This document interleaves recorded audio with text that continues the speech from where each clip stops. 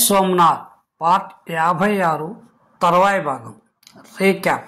ఒక బైరాగి తీక్షంగా సామంతుని చూచాడు. అతనికి ఏదో స్ఫురించింది. అట్లాగా, అయితే అలా ఎదురు చూస్తేనే ఉండని అని మహావికృతంగా అట్టహాసం చేసి నేల మీద అక్కడే పడి ఉన్న ఒక త్రిశూలాన్ని తీసుకుని సామంతుని గొంతుకు గురిపెట్టాడు. ఆ తర్వాత చోళ సామంతులు.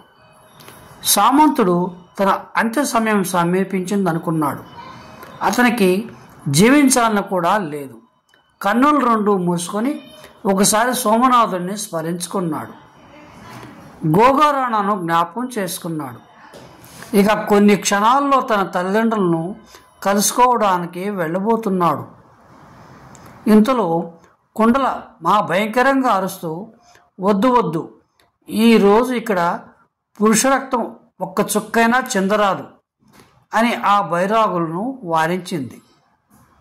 బైరాగులు త్రుళ్ళిపడి ఆగిపోయారు.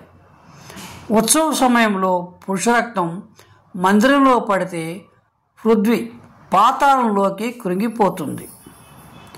ఆ సర్వజ్ఞుడే వీడిని ఇక్కడికి పంపించాడు అన్నాడు ఒక బైరాగి పండ్లు కొరుకుతూ.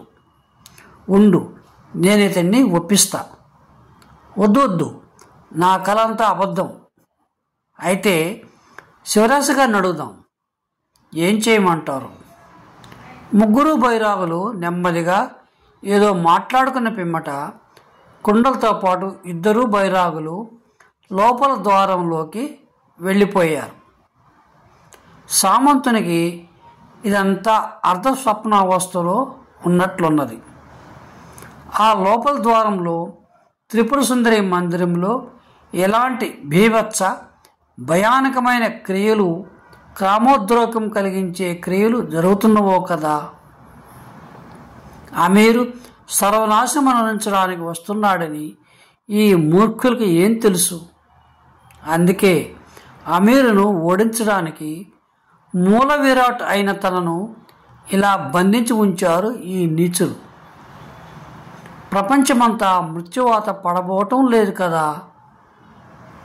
కుండల గాబరా పడ్డది. దేవదాసీల్లో ఆమె అందరికంటే ఆకర్షకురాలు. ఏదో ఒక రోజు కొత్త గురువుకు కొత్త గంగయ్య వెలుగొందాలని ఆమె ఆశ.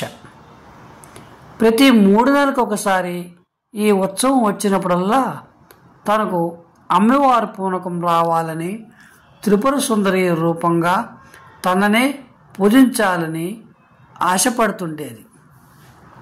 కానీ గత సంవత్సరం పూనకం వచ్చేంత యోగ్యత తనలో లేదు.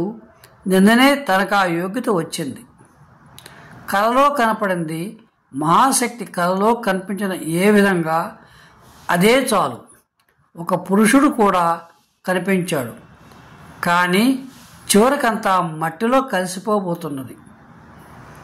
శివరాశిని పొందాలని ఆమెకు మరో కోరిక ఉంది. సర్వజ్ఞుని తర్వాత ఇతనే మఠానికి అధిపతి అవుతాడు. అతని కనికరం లభిస్తే తన కోరిక ఫలిస్తుంది.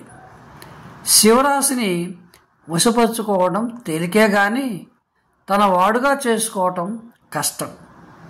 అతనిలో నిగ్రహం లేదు. పైగా అతని మనస్సు చోళ మీద ఉన్నది. కుండలకి మిగిలింది ఒక్కటే ఆశ. ఉత్సవంలో తనకు అమ్మవారి పూనకం వచ్చి శివరాశి పూజాచార్య హోదాలో తనను ఒక్కసారి పూజిస్తే చాలు. తర్వాత అతని చూపును తన వైపు తిప్పుకోవచ్చు. పూనడం త్రిపుర సుందరి పూజ అంటే సామాన్యమైనది కాదు. మహాశక్తి ఎవరో ఒకరిని ఆ స్త్రీ మహాచమత్కారాలు ప్రదర్శించడం పరిపాటి. ఉత్సవ సమయం సమీపిస్తున్న కొద్దీ కుండలకు కలవరం ఎక్కువైంది. తన కల కల్లయింది.